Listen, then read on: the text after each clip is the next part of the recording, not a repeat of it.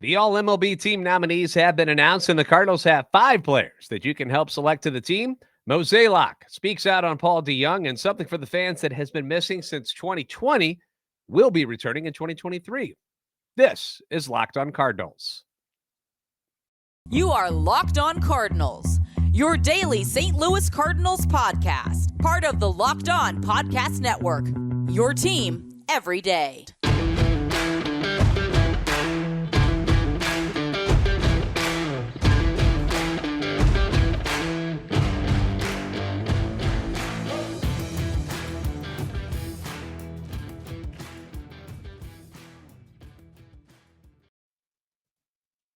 Hey there, Cardinals fans. I'm JD Hafford. I'm a national radio sports anchor, born and raised in the Lou and a lifetime Cardinals fan. And I'm your host for Locked on Cardinals, part of the Locked on Podcast Network, covering your team every single day. You can follow me on Twitter at JD Sports Radio. Follow the podcast at LO_Cardinals.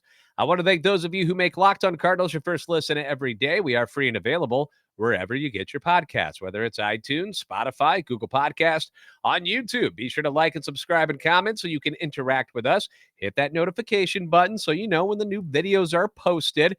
This is a show serving Cardinal Nation and giving the best fans in baseball all of the info about the birds on the bat. Sorry for the late posting this evening. I actually had normal job stuff to do, and then I was invited to go out to a concert. You guys ever seen the band Pussifer with Maynard from Tool? Weird stuff going on there. Some odd things. I'm not quite sure what I saw.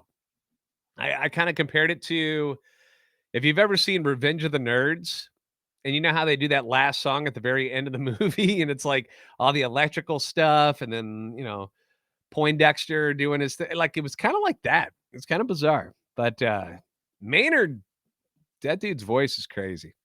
Anywho, so let's get into things here today. All of the nominees for the 4th annual All MLB Team were announced on Thursday, which pretty much puts all of the pressure on us, the fans, now to help select the winners. Now, fans can vote once every 24 hours between now and 5 p.m. on November the 22nd, with 50% of the vote coming from fans and 50% coming from a panel of experts.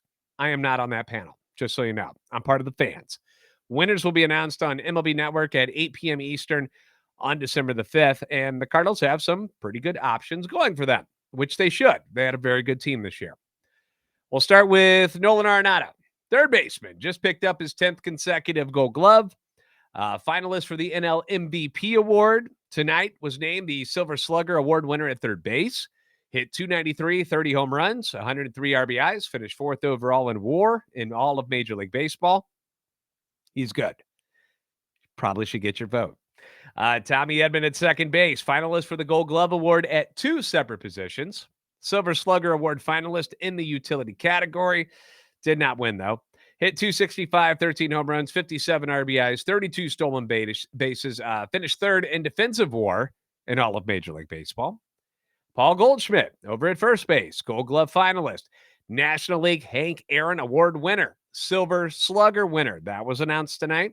NL MVP finalist, the favorite to actually win that award. Hit .317, 35 home runs, 115 RBIs, 106 runs scored. Led the NL in OPS at .982, 5th in WAR in all of Major League Baseball. Albert Pujols in the designated hitter spot. Silver Slugger finalist at DH. Reached 700 home runs this year, joining Barry Bonds, Hank Aaron, and Babe Ruth. Hit .270 overall with 24 home runs and 68 RBIs. But we all know the second half of the season was really where the Pujols magic started happening. Hit .323 in the second half, 2nd in home runs, only to Aaron Judge, and 2nd in OPS, only to Aaron Judge at a ridiculous 1.103. Phenomenal season, even better second half of the season, which might hurt him a little bit in this voting, not because people don't like him, but because he didn't sustain it for the whole season. It was only the second half, but we'll see. Ryan Helsley, relief pitcher, record of 9-1 on the year. That's one thing that people don't really remember. Ryan Helsley won 9 games this year. Crazy, right? 19 saves, ERA at 1.25. His whip, 0.742. His strikeouts per 9 innings, 13.1. 4th in the league in strikeouts amongst relievers. He was ridiculous. Some other names of note on the list here, both Wilson Contreras and Sean Murphy, possible future Cardinals, were the lone representatives for the Cubs and the A's, respectively. Alejandro Kirk, possible future Cardinal, made it for the Blue Jays, too. Just kind of throwing it out there since the catching talk is all of the rage right now. And it's quite a fire topic right now. And it's such a fire topic that, you know what we're going to do? Tomorrow, the plan is to have a crossover show with Locked On A's host Jason Burke about why the Cardinals would want Sean Murphy. Because let's be honest, we don't all know that much about this guy. You know, he plays on the West Coast. He's in the American League, plays for a team that doesn't get a lot of publicity. So what do we really know about Sean Murphy except for stats, you know? So that's what I want to get to the bottom of. What is it about Sean Murphy that's so good beyond the stats that we can read about online? You know, I want to hear about the guy, and hopefully Jason Burke can enlighten us a little bit tomorrow. And we want to know what it's going to take to get him, at least in his opinion. You know, we don't know what the A's front office is thinking, but the trade scenario that I posted yesterday in yesterday's show, I sent it to him and I was like, hey, what do you think about this, Jace? And he's like, no, like shot it down immediately. And he did not like it in the slightest at all. He was not a fan of this trade at all. He's got his eye on other prospects in the Cardinals organization besides Nolan Gorman and Alec Burleson. And if his thinking is the same way that the A's are actually thinking, it sounds like Murphy is going to be very, very expensive, not as much as money-wise, but in what it costs prospect-wise to get him in a Cardinal uniform, because what they want in return, at least what Jason wants in return, pretty hefty. But that's tomorrow. That's tomorrow, and that's the catcher. Shortstop is something that I want to talk about next, because earlier this week, Mo talked about the enigma that is Paul DeJong. Are they going to give him another chance to be on this roster this year? Find out what Mo had to say about it next on Locked On Cardinals. Now, keeping your family and loved ones safe during your time on this earth is obviously very important. And what about the home that you all reside in? After COVID, we're spending a lot more time at home, doing it more than ever, you know? And it's not just like, you know, normal stuff like just living, you know, eating dinner together, relaxing, but it's also with work. You know, there's a lot of stay-at-home jobs now. That's something that, you know, that we've learned as a planet that we can get a lot of stuff done at home now as far as job wise. So working from home is huge, which means even more important things like, you know, obviously family, possessions, things of that are very, very important, but also all of your work stuff, your laptops, you know, maybe confidential things that you have with your business are at your home now. And you need to protect it all. You got to protect it all. And with the holidays coming up, property crimes like burglaries and package theft spike nationally. And that's why our friends at SimpliSafe Home Security are doing something that is incredible. They are offering 50% off their award-winning security system. 50%, half off, so that more families can feel safe and secure this holiday season. What you got to do is be smart and order your SimpliSafe system for half off today and enjoy advanced security and greater peace of mind this holiday season. SimpliSafe's got the credentials. They've been named the best home security system of 2022 by U.S. News and World Report for a third year in a row. That's how good they are. In an emergency, 24/7 professional monitoring agents will use Fast Protect technology exclusively from SimpliSafe to capture the critical evidence and verify the threat is real so that you get priority police response. SimpliSafe is whole home security with advanced sensors for every room, every window, every door. HD security cameras for inside and out, smarter ways to detect motion that alert you only when a threat is real, and even hazardous sensors to detect things like fires and floods and other threats to your home. 24/7 professional monitoring service sounds expensive, right? You would think it would be. Costs less than $1 a day. Less than $1 a day, and that's less than half the price of ADT's traditional professionally installed system. With the top-rated SimpliSafe app, stay in complete control of your system anytime, anywhere. You can arm, you can disarm, unlock for a guest. You know, you got somebody coming to the house, you're not home yet, you're still doing grocery shopping. You can unlock it from your app. Access your cameras, make sure everything's cool, adjust your system settings. It's all available in the app. Don't miss your chance to save big on the only security system that we recommend. Get 50% off any new SimpliSafe system at simplisafe.com/LockedOnMLB. This is your biggest and their biggest discount of the year. It's not going to get better than this. So take advantage of it now. Don't wait. SimpliSafe.com/LockedOnMLB. There's no safe like SimpliSafe.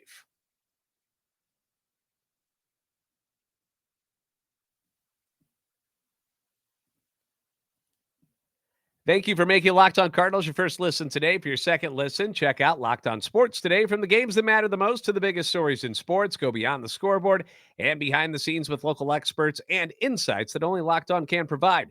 Locked On Sports today, available on this app, YouTube, and wherever you get your podcasts. Paul DeJong. All right. Paul DeJong. I got to stretch out for this one. Good old Paulie. Man, what a fall it has been for the once promising young shortstop. Because in the early days of him being on this team, he was pretty good. 4th-round pick in 2015, came out of Illinois State at the age of 21, out of Normal, Illinois, which you might be familiar with. I know I am. Spent some time there when I was working in Peoria. We actually, I was on a station that simulcast in both Peoria and Normal. And so there were days that I'd be in Peoria doing the show. There'd be days that I was in Normal doing the show. Good place. Fun times. But so he gets drafted in 2015 out of Illinois State. 21 years old, gets to AAA Memphis by 2017, real fast. And in 48 games, he hits .299 with 13 home runs and 34 RBIs before getting the call up to St. Louis. His first at bat, his very first swing in the major leagues, hits a home run at Coors Field against the Rockies. And he was off and running from there. After batting .298, had a .985 OPS with 8 home runs and 16 RBIs in the month of July. DeJong named the National League Rookie of the Month. Ends up finishing his 2017 rookie campaign with a .285 average, 65 RBIs, 25 bombs. The latter being more than any National League shortstop that year, his 25 home runs. Only Albert Pujols had hit more home runs as a rookie in club history. Overall, DeJong ends up hitting 38 home runs that year for Memphis and St. Louis combined.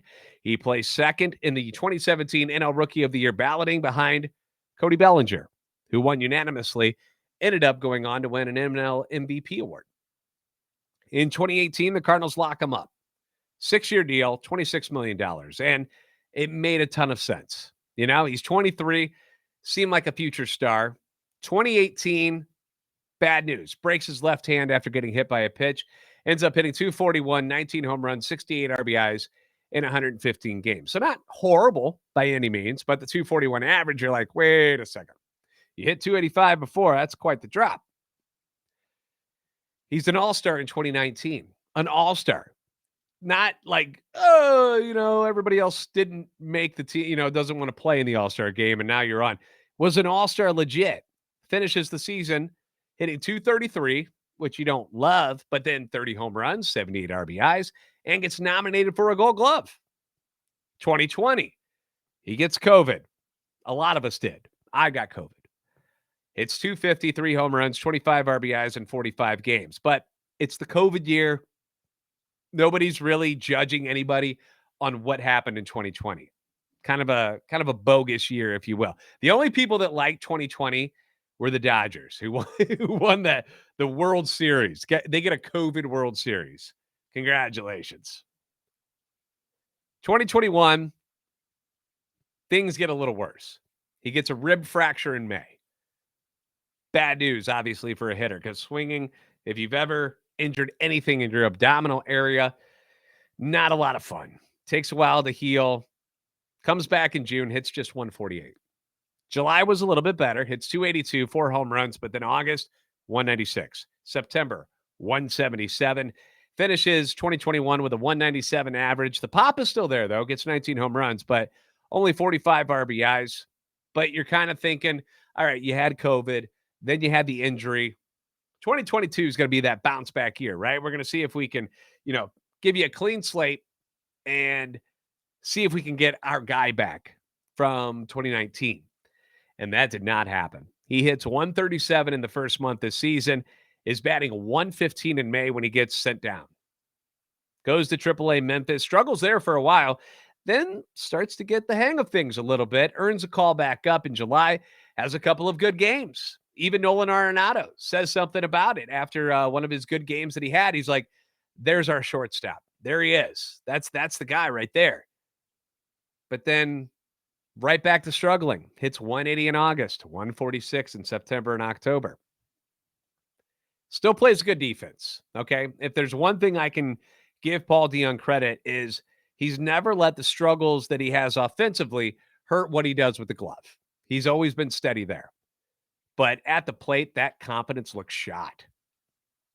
And if there's one thing I noticed, and again, I'm not a hitting coach. I'm a guy who watches baseball, loves the sport, and just kind of notices things, is that he swings at the high fastball over and over and over and over, and he cannot catch up to it. He never hits it, but he keeps swinging at it. He's got to lay off that pitch. I feel like that's his biggest problem, the high fastball. Now, when asked about DeJong this week, Mozeliak says, with Paulie, the spring is important. He has to make changes. When you think back to when he came up in late July, he brought a lot of energy and some impact with his bat for about 3 weeks. Then he regressed back to where he was prior to getting sent down. So I think for him, he's got to figure out how to get back there, what he can do differently, and he's obviously got to make some changes. Do you want someone that's a defensive replacement at $9 million a year? No, that's not ideal. So it's not like Mo doesn't get it. But they don't want to eat his contract. You know, they don't want to just swallow $9 million. And who the hell wants to trade for him at that price with that sort of regression? Nobody. I keep seeing in the comments and online, can we just trade DeJong? To who? Who do you want to trade him to? Who wants him and wants to pay money for him? Nobody. So it makes sense to say that they're just going to give him another chance this spring to see if he can get back to the guy he was. But the problem, can he do it at this point? At this point of his career, is that something that can happen? Now we saw Matt Carpenter had a couple of down years in St. Louis, and then he goes to the Yankees, and then voila, things kind of worked out this year. Maybe, just maybe, guys like, Matt Holliday and Turner Ward can help him turn things around. Matt Holliday was the reason that Matt Carpenter made some changes. Like, that's who he called. Matt Carpenter called Matt Holliday. It was like, hey, you notice anything? You got any tips or something? Matt Holliday helped him. Carpenter took off, did very well until he broke his foot. The odds are against Paul DeJong making a comeback to the level that we want him at. But if you're already paying him $9 million, I guess you got to give him a chance, right? So for those of you who are going to be like, cut him, get him out of here. That's why, because $9 million is a lot of money to just say, yeah, go away. And then for him to sign somewhere else, because somebody will take him, but they don't want to trade for him. You're not going to get anything for him. And the bummer about this is that it might hinder the team from pursuing one of these star shortstops who are free agents this year. The guys like Trey Turner, Xander Bogaerts, Dansby Swanson, Carlos Correa. Because you think about it, you got $9 million invested in Paul DeJong. All right, put $9 million just for Trey Turner. Say he's going to make $33 million this year, okay? So do the math. That means Trey Turner would actually cost $24 million if you didn't have to spend that $9 million on Paul DeJong at shortstop already. Could they afford any of these guys anyway? Well, that's debatable because it doesn't sound like they want to. And you also got Mason Wynn waiting in the wings and quite a capable shortstop already, and Tommy Edman on the roster, who sure looks better at second base when you talk about arm strength, but he was pretty darn good at shortstop. Awesome player, though. And if that's the only complaint that we have about Tommy Edman is that his arm isn't strong enough at shortstop, then what are we crying about here? I mean, I saw a St. Louis Cardinals team win a championship with David Eckstein playing shortstop. Tiny guy, no range, no arm, very little power whatsoever. Wins the World Series MVP, you know? And now you've got Brendan Donovan at second base, who just won a Gold Glove, Rookie of the Year finalist. It's not like you don't have options up the middle right now, you know? So you can see why they aren't going after one of these big shortstops. If they can't get what they need out of Paul DeJong, they'll figure something out to be the backup to Tommy Edman. But Edman looks like he's going to be the shortstop next year. The fan in me says you've got Arenado and Goldie together right now. Let's go get him. Let's go get a championship. Imagine one of these free agent studs there at shortstop batting second or batting leadoff in front of Goldie and Arenado. But it continues to seem like that is not the direction this front office is going to. Hence, why the spotlight is on the catcher and pitching. Pitching is another one. So just prepare yourselves for more Paul DeJong in 2023, folks. Now up next, the return of something that has been missing since 2020. And I, for one, am very glad it is returning. We'll talk about it next on Locked On Cardinals.